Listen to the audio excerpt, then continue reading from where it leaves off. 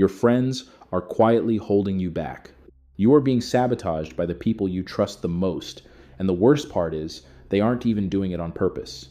Every time you mention a big goal, a new habit, or a dream that sits outside the normal life, and they hit you with a "just relax, bro," or "don't take it so seriously," they are quietly installing a ceiling on your potential.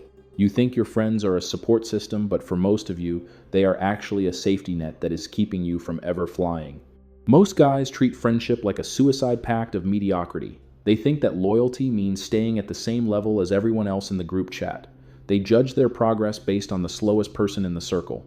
If everyone else is gaming until 3 a.m., they feel okay doing it too. If everyone else is complaining about being broke or bored, they join in because it feels relatable. And frankly, that is a pretty stupid way to live. Because now, your future is being decided by the lowest common denominator of your social circle. You are letting people who haven't figured out their own lives tell you how to live yours. The world wants you to fit in. Why? Because a man who fits in is a man who is easy to manage. The people around you don't want you to level up because your growth is a giant mirror that reflects their own laziness. Most people in our generation aren't looking for real brotherhood.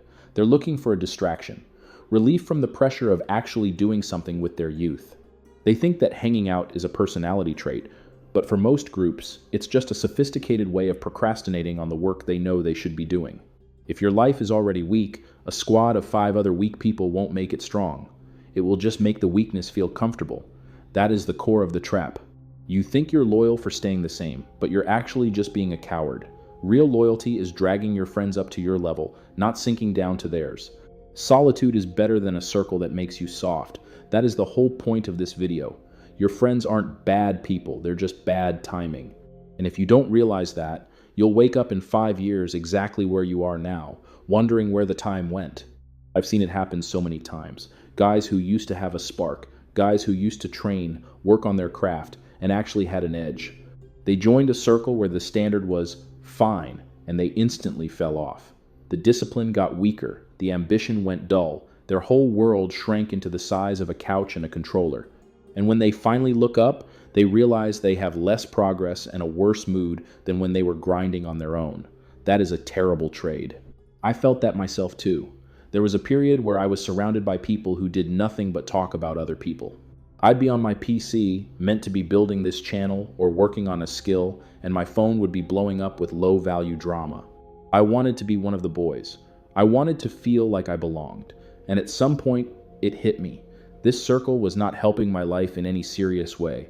It was just eating my momentum. I had to learn to say no to the Friday nights that led to nothing. I had to learn to be the guy who was busy building something real. That is when I understood something critical. A man's value is not decided by how many people invite him out. It is decided by the quality of the mission he is on. Your discipline, your direction, and your self-control, that stuff only grows when you stop asking for permission from people who aren't even playing the game. When you choose a higher standard, you lose some people. That's not a tragedy. It's a filter. You clear out the noise so you can finally hear your own ambition. But let me make something clear. This is not me telling you to become a bitter hermit who hates everyone. That would be stupid. Being socially normal is a requirement for a successful man. You should be able to lead a room. You should be able to make eye contact, hold a conversation, and navigate the world without turning weird or desperate. That is part of being a confident man. But the difference is, a confident man chooses his circle based on where he is going. A weak man accepts his circle based on where he is stuck. Stop acting like you need to be part of the group right now. You probably don't. What you probably need is a better environment. You need to build your body, build your mind, and build your future. Because once a man actually starts winning, his circle changes automatically. Now he isn't looking for people to kill time with. Now he is looking for people who make him feel ashamed of his own laziness. It's the butterfly example. The guy who runs around chasing his friend's approval usually ends up with nothing but a wasted youth. But the guy who stays in his lane and builds a beautiful garden, the guy who works the soil of his own life, he ends up with the right people coming to him. And even if they don't, he still has a beautiful garden. That is how you win.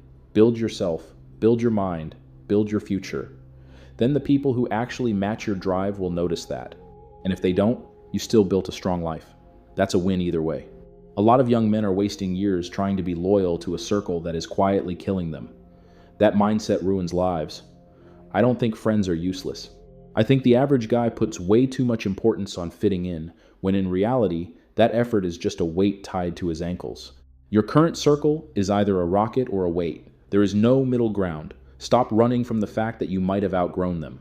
Go talk to people. Be normal. But keep your focus where it belongs, on becoming a man with something real behind him.